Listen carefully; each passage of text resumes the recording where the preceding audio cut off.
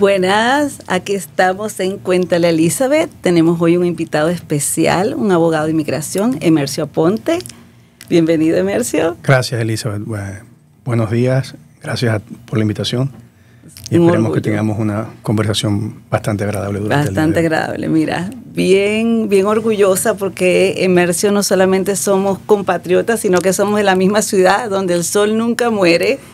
Emercio ha sido un ejemplo de profesionales aquí que han llegado a este país a superarse. Muy orgullosa. Sé, Emercio, que te graduaste en la Universidad del Zulia de abogado.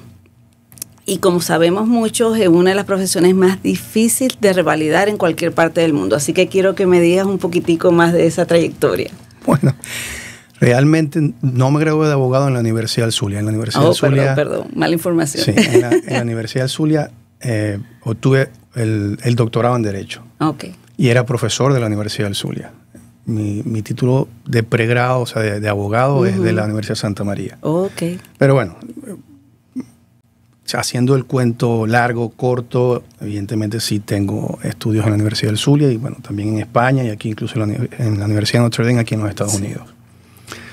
Efectivamente, soy abogado en Venezuela y por cuestiones del destino vine para los Estados Unidos y basado en todo ese desarrollo profesional que tuve, pude aplicar a una visa de talento profesional. Excelente. Que con el favor de Dios se aprobó. Eso me dio paso a la residencia y finalmente a la ciudadanía.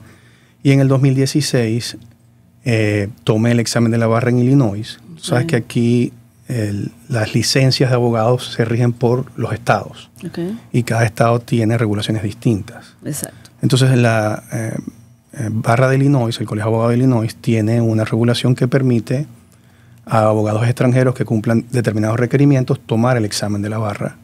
Y si el abogado lo pasa, puede evidentemente obtener la licencia, ejercer todo el derecho, tanto federal como del estado de Illinois en Illinois, y puede ejercer el derecho federal en todos los Estados Unidos. Y la barra de la Florida permite a los abogados que tenemos licencias de otros estados tener oficina permanente en la Florida, siempre y cuando nuestra práctica se limite a derecho federal. Y el derecho de inmigración es derecho federal. Excelente. Entonces, por eso es que hoy en día estoy con oficinas permanentes en la Florida, a pesar de que mi licencia es de Illinois, pero toda mi información indica que mi práctica se limita precisamente al derecho de inmigración y de nacionalidad. Excelente. Sé que tienes oficinas aquí en Orlando, ¿cierto? Sí, en Gainesville y en Orlando. Wow. Bueno, mira, estamos aquí con este tema de inmigración que, como todos sabemos, es un tópico bien difícil y con muchas incógnitas y expectativas, ¿verdad?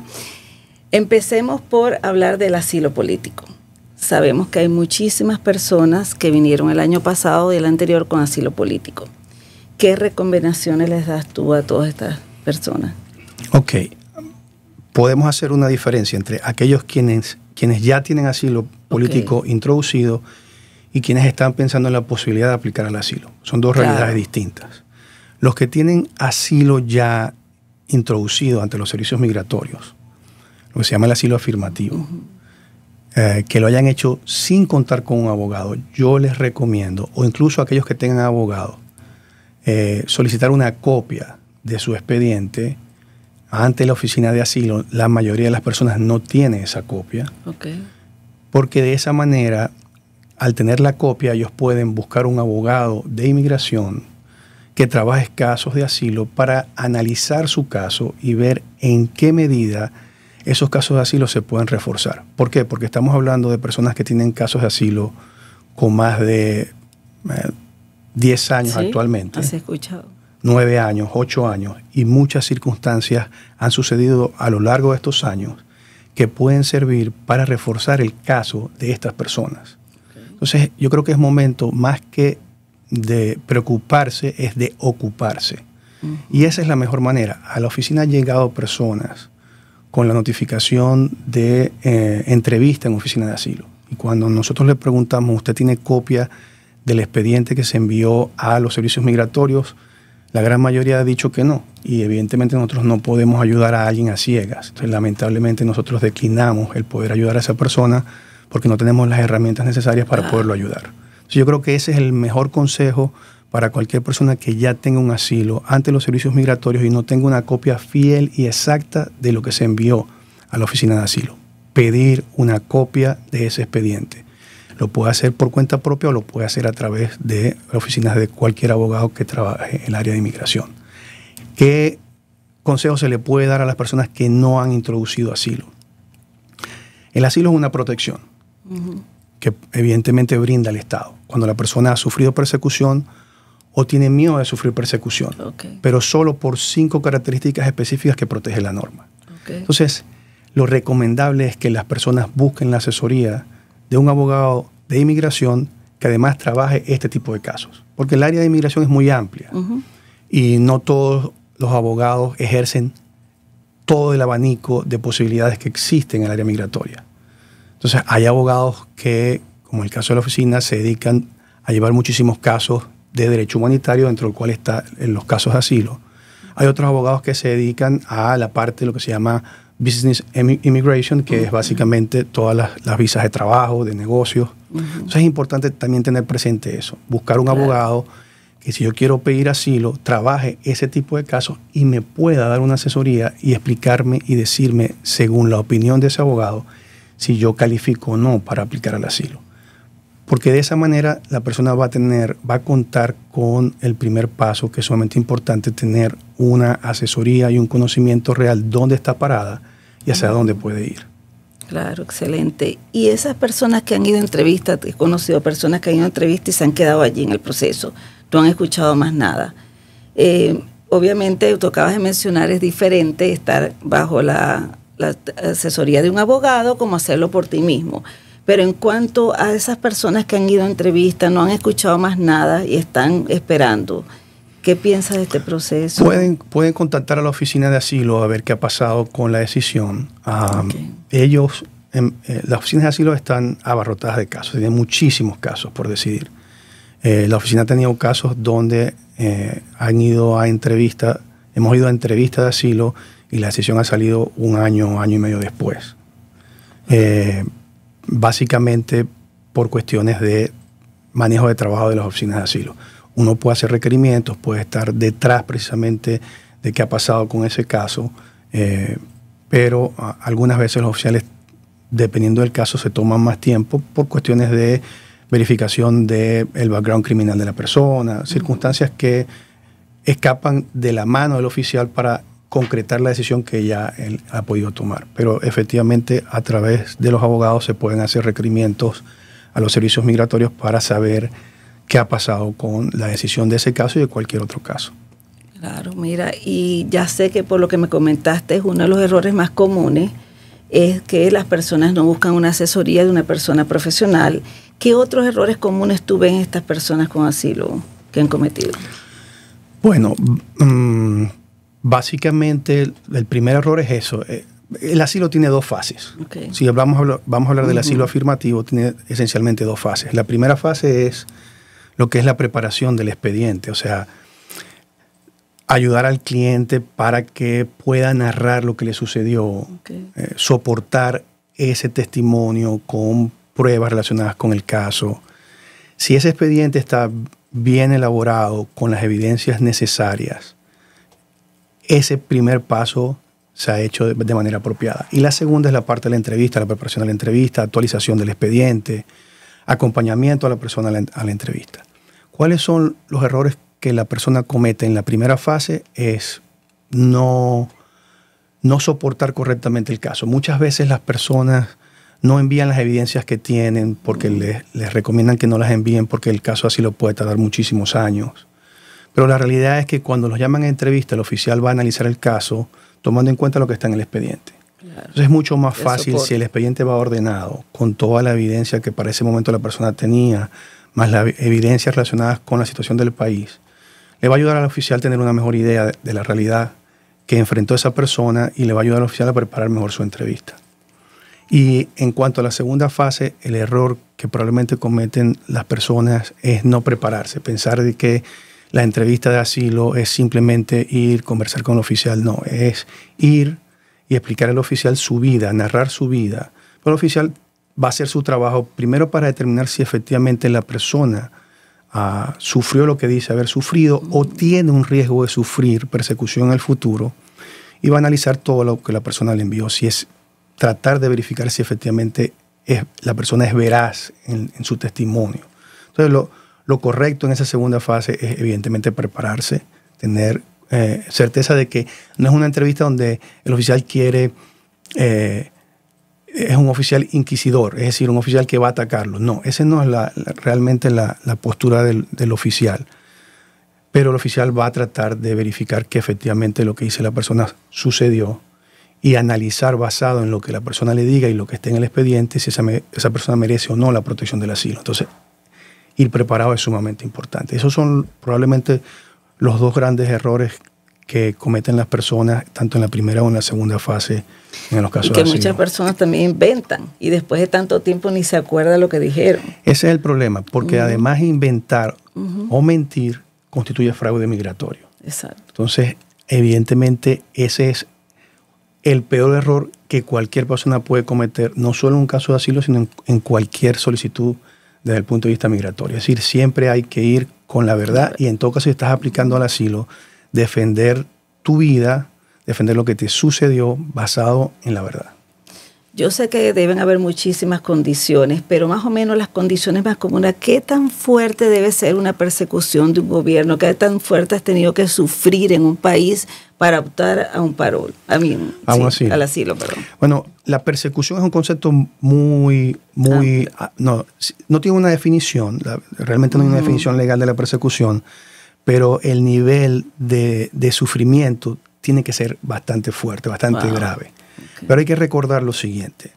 El asilo se puede otorgar no solo porque la persona haya sufrido persecución, sino también porque tenga miedo de sufrir persecución en el futuro. Okay. Entonces, cuando una persona sufre determinados hechos que por sí solos no constituyen persecución porque no llegan al nivel de gravedad necesario para que el oficial considere que ha sufrido persecución, el oficial tiene otras dos maneras de analizar lo que ha sufrido. Si los hechos individuales por sí solos no constituyen persecución, él debe analizar si en su conjunto el sufrimiento sí puede llegar al nivel de persecución. Pero si en todo caso eso no es así, lo que la persona sufrió en el pasado puede servir de base para que el oficial determine que efectivamente existe un riesgo razonable de que esa persona pueda sufrir persecución en el futuro. Entonces siempre es importante contar lo que la persona le pasó, por muy insignificante que la persona piense que es esa circunstancia, porque todas esas circunstancias sumadas pueden llegar al nivel de persecución o en su defecto pueden servir para demostrar que la persona tiene riesgo de ser perseguida si regresa a su país de origen. Wow, interesante, interesante. Otro tema que es muy común hoy en día es el parol humanitario. Muchísimas personas han llegado a este país con el parol, el sueño de cuántas personas decían quisiera irme, no tengo una luz, y después que están aquí con el parol sienten un poquitico de esperanza, están emocionados. Entonces, en cuanto a la gente del parol, ¿qué posibilidades de que ellos se vayan de un parol a un asilo político o qué condiciones pueden presentar? Lo más importante es que la gente que haya entrado con parol, cada situación es distinta. Okay. La situación de la persona A puede ser completamente distinta de la persona B, aunque ambos hayan entrado con parol. ¿En qué sentido? En que al ser las realidades distintas, pueden las personas tener opciones diferentes. Okay. Evidentemente, alguien que entró con parol y califique para el asilo, es decir, cumpla con la definición de refugiado, puede buscar la asesoría de un abogado para analizar esa opción. Okay. Entonces eso es importante. Todo aquel que haya entrado con parol humanitario debe buscar la asesoría de un abogado para que ese abogado, analizando la realidad específica de esa persona, le diga, estas son tus opciones. Si califica para el asilo, entonces irse por esa vía si es la única opción que tiene, porque pudiera tener otras opciones. Como por ejemplo optar por una visa de estudiante y hacer un cambio, no se puede. Lo que pasa es que el parol no es una admisión. Entonces, no hay cambio de parol a estudiante. Okay. Esa es una restricción. Pero, por ejemplo, una persona que entró con parol, que estando aquí conoció a un ciudadano americano, se enamoró y se casó, entonces a esa persona se le abre una vía distinta a la del asilo. Obvio. porque ahí la norma sí permite que una persona que haya sido inspeccionada y le hayan dado parol pueda, en el caso de el ejemplo que estamos tratando, aplicar a la petición familiar conjuntamente con la residencia.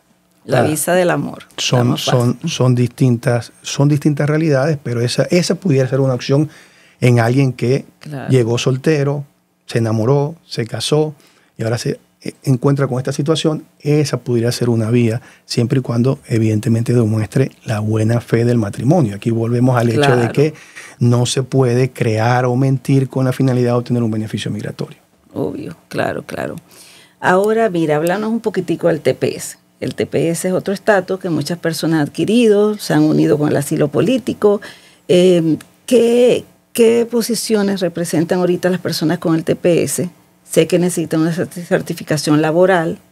¿Qué es una certificación laboral? Ok, básicamente el TPS es una protección temporal. Exacto. Pero la ley establece unos requisitos tanto para designar a un país con el TPS como para terminar esa designación. Dentro de los cuales está que el Departamento de Homeland Security tiene, el secretaria del Departamento de Homeland Security tiene que verificar si ha habido cambio o no de las realidades que sustentaron el TPS. O actualmente, en el caso del TPS, específicamente del TPS de Venezuela del 2023, recientemente quedó terminado la designación de ese TPS. No sabemos si van a haber organizaciones que ataquen esa terminación ante los tribunales, pero la realidad es que hasta el sol de hoy está terminado y las personas que tienen ese TPS tienen necesariamente que ver si existe otra vía que les permita quedarse aquí en los Estados Unidos respetando precisamente la ley. La certificación laboral. La certificación laboral probablemente no es una solución para el caso de las personas que solo tengan TPS, específicamente el 2023, porque ya se anunció su terminación, básicamente por los tiempos de procesamiento.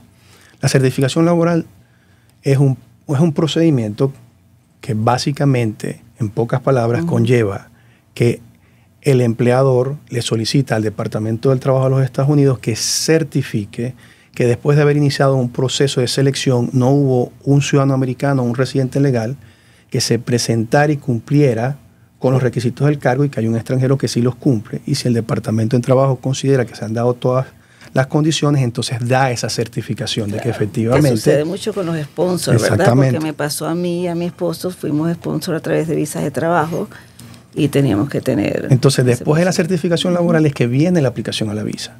Y después que la visa se aprueba, es que la persona pudiera aplicar a la residencia si hay residencia disponible para ese momento. Porque las visas de trabajo que estamos hablando, que requieren la certificación laboral, tienen un límite anual de residencias disponibles para las cantidades de visas que se hayan podido aprobar.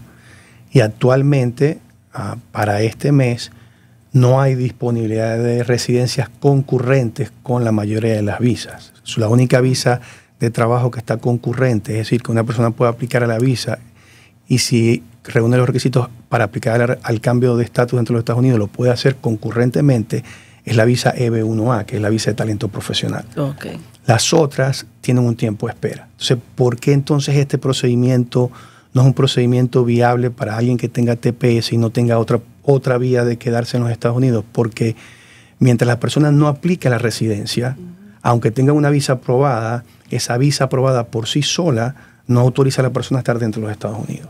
Wow. O sea, en cualquier momento puede terminar y perder su trabajo y regresarse a su país. Puede tramitarlo por fuera, pero no pudiera quedarse aquí. Wow, en estos días estamos comentando una situación que nos está sucediendo muchísimos rialtos hoy en día, que las personas han comprado su vivienda con un asilo político, un TPS. Entonces estaba el dilema de que, ¿qué pasa si me regresan a mi país con una visa de trabajo? Me regresan a mi país y yo no pago la vivienda. ¿Qué sucede? ¿Puedo someterme a problemas legales como que ir preso? No escuché, no como que ir preso, pero sí tienes que buscar que alguien te rente tu casa, alguien la pague por ti, o tú tener fondos suficientes en caso que eso suceda, que vayas pagando por lo menos 2 o 3 meses mientras consigues ya sea la venta de la propiedad y no perderla o la renta. Pero esa es un tópico ahorita bien fuerte en cuanto a las viviendas, porque muchísimas personas han comprado con TPS y con asilo político. Sí. Entonces estamos en eso. En cuanto a los ciudadanos, para pedir un familiar, ¿qué tan fácil o difícil es? Peticiones familiares, también tienes dos situaciones completamente distintas. Peticiones familiares de ciudadanos americanos, donde hay dos situaciones, y peticiones de residentes legales. Ciudadanos americanos que vayan a pedir a su esposa o esposo, que vayan a pedir a sus padres o vayan a pedir hijastros menores de 21 años solteros. Esas peticiones no tienen límite de residencia. Entonces, si estos familiares extranjeros están dentro de los Estados Unidos y entraron bajo admisión o les dieron parol, pueden aplicar, el ciudadano americano puede aplicar la petición familiar, y los familiares extranjeros, esposo, esposa, padre, madre o hijastros menores de 21 años solteros, pueden aplicar simultáneamente a la residencia porque fueron admitidos o fueron inspeccionados y le dieron parol. Ahí no hay tiempo de espera. Pero cuando hablamos de peticiones de ciudadanos americanos a otros familiares distintos a los que te acabo de mencionar, sí hay tiempo de espera. Y en algunos casos muchísimos años. Quizás más de 10. Y durante ese tiempo de espera, solo la petición familiar, aunque esté aprobada, no le da autorización a la persona de estar dentro de los Estados Unidos. A diferencia de los familiares que te acabo de mencionar, que sí pudieran quedarse dentro de los Estados Unidos porque pueden aplicar simultáneamente a la petición familiar con la residencia. Todos el resto de familiares que pueda pedir un ciudadano americano, que no sean los que te acabo de mencionar, no tienen disponibilidad de residencia inmediata, tienen muchísimo tiempo de espera y la petición familiar no les permite quedarse en los Estados Unidos. Igualmente sucede con los residentes legales. Los residentes legales tienen la misma realidad que los ciudadanos americanos en relación con el resto de sus familias. Hay tiempo de espera. No hay en este momento ninguna categoría de familiares que puedan ser pedidos por residentes legales que tengan residencia permanente disponible de forma concurrente con la petición familiar. Entonces, tampoco le permitiría a la persona, a pesar de que pueda existir una petición familiar de residente americano, quedarse dentro de los Estados Unidos por esa petición. O sea, una mamá residente legal que pida a su hija soltera, mayor de 21 años. Sí. La hija soltera, solo por esa petición, aunque esté aprobada, no se puede quedar en los Estados Unidos si su fecha de prioridad no tiene disponibilidad de residencia en ese momento. Porque hay un boletín que se publica mensualmente donde dice cuáles son las fechas de prioridad que tienen disponibilidad de residencia. La fecha de prioridad es la fecha en que la solicitud fue recibida por el gobierno. El gobierno le da esa fecha de prioridad y con esa fecha la persona puede verificar en el boletín que publica mensualmente el gobierno si ya tiene disponibilidad de residencia para aplicar la residencia basado en esa petición familiar. Tú mencionaste ahorita que una persona, una madre que pide una hija soltera, si está casada, el panorama residente legal, sí, residente legal tiene que estar menor de 21 años tiene que ser soltero o divorciado. Okay, muy importante. Exacto, muy importante. ¿Qué consejos nos das les das a toda esa gente que está ahorita con mucha ansiedad? Yo sé que no nos podemos desesperar mucho porque nos enfermamos y la vida no solucionamos con escuchar tantas noticias que ni siquiera unas son noticias verdaderas, verídicas. ¿Qué consejo le das a toda esta gente que están en espera por este proceso? Yo creo que el mejor consejo, más que preocuparse, es ocuparse. Es buscar el consejo apropiado. Te voy a dar un ejemplo. Cuando uno se siente mal y está enfermo, y uno evidentemente se preocupa, pero la manera de solucionar esa preocupación es ir al médico. Claro. Que el médico me diga qué es lo que tengo y cuáles son los remedios que yo puedo tomar para sanarme. Si de repente yo soy una persona religiosa y necesito conversar con el sacerdote, con el pastor, porque tengo angustia. Cuando yo converso con el sacerdote y converso con el pastor, siento tranquilidad. Claro. Bueno, cuando usted tiene preocupación en materia migratoria, busque al abogado, porque el abogado es el que le puede ayudar a buscar esa tranquilidad y saber qué es lo que debe hacer precisamente para ocuparse y tratar de salir de la situación en la que se encuentra. si es factible hacerlo o buscar las vías, las mejores vías para solucionar su situación en ese momento. Sí, claro. Eso me hiciste recordar la época del COVID, que todo el mundo era doctor, todo el mundo te decía lo que debemos hacer y lo que no, pero sí, lo importante es buscarse al profesional, a la persona indicada, donde podemos confiar, y ya lo demás ya dejárselo en manos de Dios, como decimos, porque no podemos hacer más de lo que podamos nosotros ocuparnos y hacer nosotros mismos por nuestra situación. Cada situación es diferente, todos tenemos bajo condiciones y sí, condiciones diferentes. Entonces lo que tenemos que hacer es escuchar aquí un abogado especialista en inmigración. Sabemos que lo barato sale caro, a veces mucha gente no quiere pagar y quiere hacerlo por su lado, pero no, tenemos que hacerlo como es, la manera correcta, especialmente en este proceso tan delicado hoy en día. Vamos a pedir porque nosotros, los latinos y todos los hispanos aquí en este país, podamos lograrlo de la mejor manera, de una manera más fácil y que no salga mucha gente, sobre todo los niños afectados y familias afectadas por este proceso. Así que muchísimas gracias. Emerso, ¿tienes algo más que decir? No, vale, muchas gracias por la invitación. Ha sido un verdadero placer. Estaba más nervioso al inicio, pero ya no lo estoy. Y bueno, nada, te felicito porque este tipo de programas probablemente, o estoy seguro, da tranquilidad y además sirve de guía a la gente qué es lo que tiene que hacer. No hay, yo te voy a ser sincero, no hay mayor satisfacción cuando alguien llega preocupado y sale calmado y me dice gracias por sus palabras. Eso es lo que realmente llega bastante. Y tocarnos entrar. Toque a los abogados, pregunte cuánto cuesta. Miren, los abogados estamos abiertos a ayudar, sobre todo en materia migratoria. Los abogados que ejercemos el derecho migratorio no estamos aquí para enriquecernos, estamos aquí para ayudar. Por supuesto tenemos que cobrar y tenemos que cobrar obviamente, también tomando en cuenta el trabajo que uno hace.